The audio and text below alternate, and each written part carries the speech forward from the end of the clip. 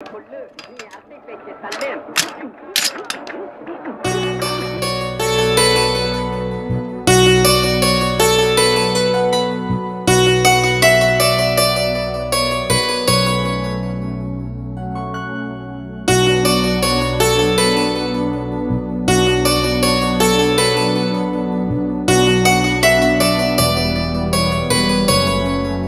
பணம் கட்டிருக்க போல இருக்கு. ஆமாண்ணே.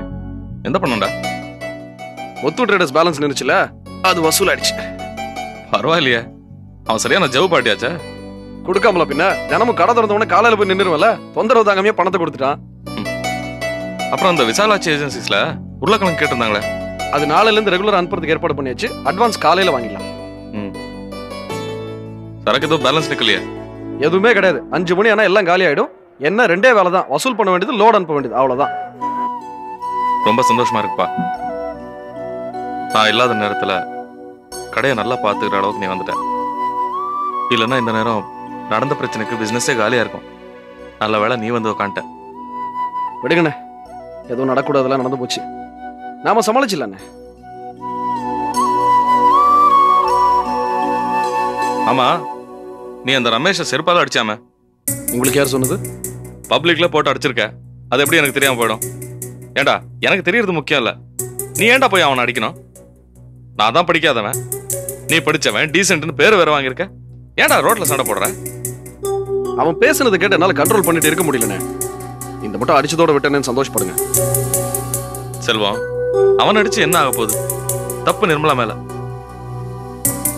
அவன் மேல எவ்வளவு பிரியம் வச்சிருந்த, எல்லாத்தையும் கெடுத்து நம்மளை கேவலப்படுத்திடாடா. சரி விடுங்கண்ணே, நடக்கணும்னு விதி, நடந்து போச்சு. இந்த நிர்மலா பண்ண கூத்துல என் நிம்மதியெல்லாம் போய் கிட்டத்தட்ட பைத்தியம் மாதிரி ஆயிட்டா. இப்ப அதை பத்தி பேசி என்னென்ன பிரயோஜனம்?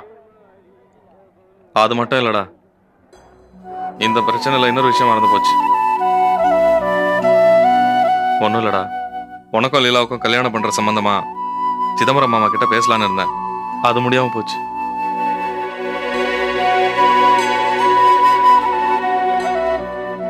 இந்த விஷயத்துல சிதம்பரம் மாமாக்கு கொஞ்சம் தயக்கம் இருக்கிற மாதிரி தெரியுது. அவருக்கு வருத்தம் இருக்கிறது நியாயம் தானே. நான் தான் பேசி சரி பண்ணணும். என்னடா செல்வம், ஒண்ணுமே பேச மாட்டேங்கிற? அமைதியாயிட்ட? உன் விஷயம் தானே பேசிட்டு இருக்கேன். நீயே பேசாம இருந்தா எனக்கு குழப்பமா இருக்காதா? அண்ணே, நானும் சரி லீலாவும் சரி ஏதோ வெடலத்தனமா லவ் பண்ணிக்கிட்டு கோயில் பீச்னு சுத்திக்கிட்டு இல்ல, ஒருத்தர் உண்மையிலேயே மனசால புரிஞ்சுக்கிட்டு இருக்கோம்.